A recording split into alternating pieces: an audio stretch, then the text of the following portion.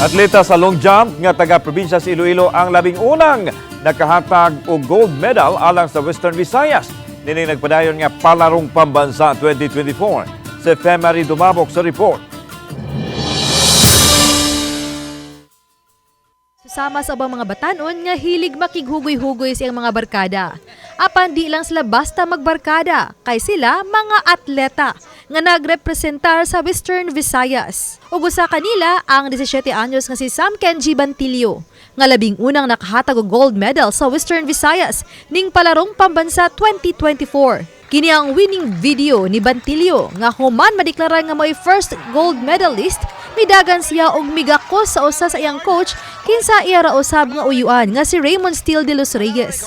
Si Bantilio nga taga lungsod sa Carles, Iloilo ug incoming grade 12 sa Don Casimiro Andrada National High School.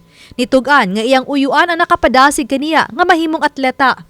Daghang sakripisyo ang iyang giagian aron maangkon ang unang gold medal sa national competition. Nung elementary ako, grade 5 ako, ma'am, nagtatakbo-takbo lang ako eh. Tapos yung teacher namin na pinasali ako sa sa sprint ba, ma'am, 100 meter nung grade 5 ako.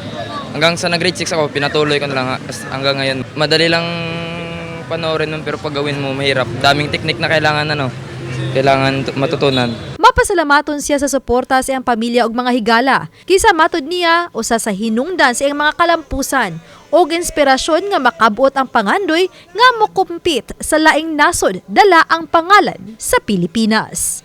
Sobrang hirap. Dapat marami kang isasakripisyo. Tapos dapat disiplinado ka po, ma'am. Ano mga nasacrifice mo?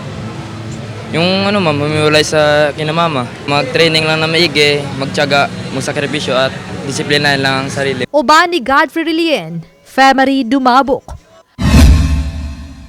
Balitang Bisdak.